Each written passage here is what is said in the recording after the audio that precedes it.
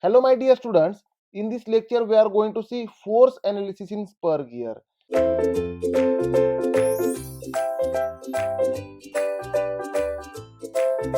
Now in previous lecture we have seen pressure angle and we have defined pressure angle. Let us consider here there is a gear.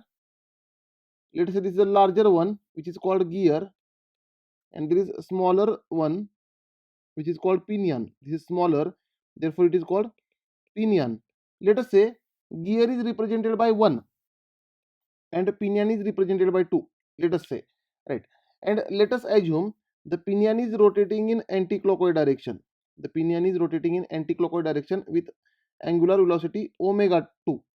Therefore the gear will rotate in clockwise direction. The gear will definitely rotate in clockwise direction with angular velocity omega 1, right? And let us say the radius of gear is r1 and radius of pinion is r2. Radius of pinion is r2. Now we have seen this for these are the pitch circles here. These are the pitch circle of gear and pitch circle of pinion. Now here there will be a common tangent at pitch point. This contacting point here, the contacting point here is called pitch point, and the for this pitch point the common tangent is nothing but common tangent to the pitch circle. Here it is a common tangent to the pitch circle, and there is common normal at this contacting point. At this contacting point for the tooth there will be a common normal that we have seen, and the common normal will go like this already we have seen. Let us say this is a common normal. Common normal, or we can say line of action also. Line of action, because actual tangential force is acting along this, or actual force is acting along this line, right? Therefore the force in force analysis, let us consider F1 to 2 means force exerted by gear on pinion, that is force exerted by, we can say force exerted by gear 1 on gear 2, that is pinion. That is, we can say force exerted by gear on pinion. Similarly we can say F2 to 1 is nothing but force exerted by gear 2 on gear 1. Gear 1 means force exerted by pinion on gear, right? And as per Newton's third law, for every action there is equal and opposite reaction, right? For action there is equal and opposite reaction. Therefore F1 to 2 is equal to F2 to 1 is equal to force exerted. This is a total force exerted, and this force is exerted along line of action, that already we have seen in pressure angle topic. Now this angle between common normal and common tangent, this angle is called pressure angle, which is nothing but phi. This angle is pressure angle, which is nothing but phi, and the force is acting along the line of action. Now if I consider pinion, let us say here I consider pinion, that is gear 2. On this gear 2 the force Ef is acting like this. This is the applied force at an angle of phi with horizontal, that is pressure angle with horizontal. Therefore this force will be having two components. One will be a horizontal component, which is nothing but tangential component to this pinion or not, which is nothing but Ef cos phi, which is tangential component, and one will be vertical component, which is radial component. Therefore Fr radial component is equal to Ef sin phi, right? Now this radial component is responsible for separation of gear and pinion, and this tangential component is responsible for transmitting torque. And my dear students, pinion is rotating in anti-clockwise direction and the torque is acting in clockwise direction. See, we can say radius of pinion is r2. Therefore can we say torque on pinion, that is T2, is equal to tangential force into radius r2, that is radius of pinion, which we can say tangential force into radius of pinion. Therefore T2 is equal to Ft is nothing but Ef cos phi into r2, right? And which is nothing but in clockwise direction. You can see here it is in clockwise direction, that is torque on pinion is in clockwise direction.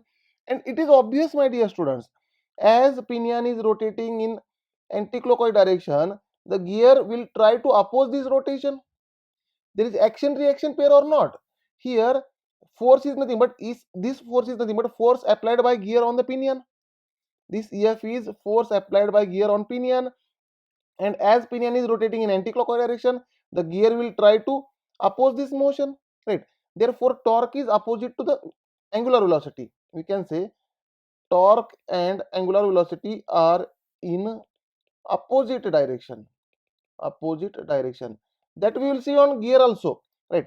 But first of all, let us solve for this pinion, right? I have calculated torque on pinion, and we know that angular velocity of pinion is omega 2, right? Now let us understand for gear. If I consider the diagram of gear, see on this gear, it is a gear of radius r1, right? And gear is rotating in clockwise direction with angular velocity omega 1. Now for this action, there will be equal and opposite reaction from the pinion, right? Therefore the pinion will exert force on the gear of magnitude F, right? And this force is at angle phi with respect to horizontal, right? Therefore this F is nothing but force exerted by gear 2 on gear 1, which is nothing but force exerted by pinion on gear. Now my dear students, this force F will be having two components, that is along tangential direction, which is nothing but EFT, which is nothing but EF cos phi, and along radial direction, which is nothing but EFR, which is nothing but EF sin phi, right? Now, and this, therefore we can say the torque on gear, which will be equal to, can I say, tangential force into radius of gear R2, that is EFT into radius of gear. Therefore torque on gear, which is nothing but T1, torque on gear is T1 is equal to EFT, which is nothing but EF cos phi into radius of gear. Sorry, here R1, we have to consider radius 1 because gear we have considered as 1 into R1. This is the torque acting on the gear, and definitely as R1 is more than R2 because gear is larger than pinion or not, radius of gear is more than radius of pinion. Therefore the torque transmitted by gear will be definitely more than torque transmitted by pinion, right? That is T1 will be more than T2 in this case. Now once you calculate torques, we have to go for force analysis, right? After calculation of torque, we have to go for force analysis. Here there will be a force EF acting. Because of this force EF, there will be a tangential component EFT, which is nothing but EF cos phi, which is responsible for rotation, and radial force is responsible for separation of these gears. Now we can say power which is transferred is nothing but torque into angular velocity. Therefore power is equal to, in kilonewton, in kilowatt or watt, right? Power is equal to torque is nothing but T, angular velocity is omega. Now therefore power is equal to, if I consider torque on pinion, then I have to consider angular velocity of pinion, and if I consider torque on gear, then I have to consider angular velocity of gear, right? Therefore we can say power is equal to, omega is nothing but 2 pi n upon 60.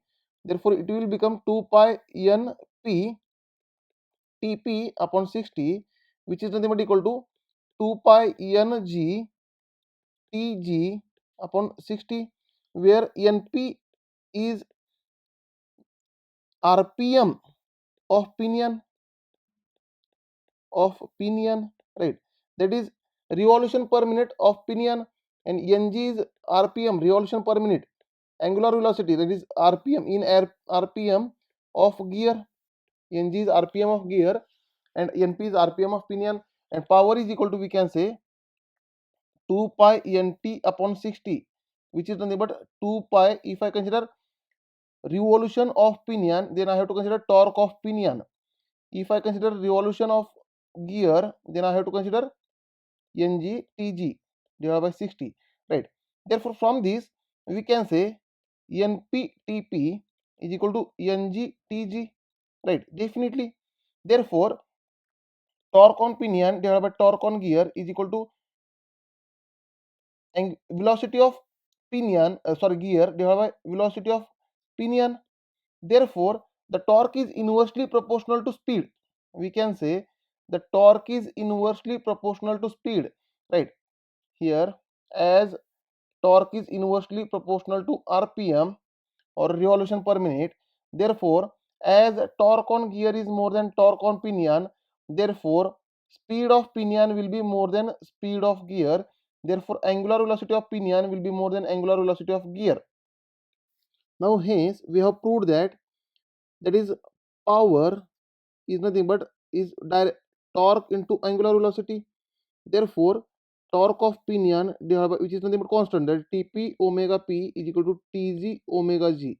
G for gear, P for pinion, right? Therefore, torque of pinion divided by torque of gear is equal to angular velocity of gear divided by angular velocity of pinion is equal to the RPM of gear divided by RPM of pinion, RPM of pinion, which is nothing but for radiuses it is inversely proportional, that is radius of pinion divided by radius of gear, that already we have proven, that is velocity is equal to r omega, therefore velocity is equal to rg omega g, which is nothing but rp omega p.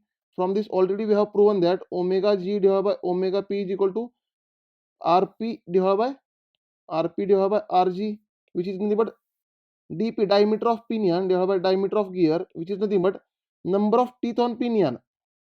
Let us say number of teeth on pinion. For number of teeth, here I will use another notation, that is zp divided by zg, right? And z is number of teeth, right? And here t is torque transmitted.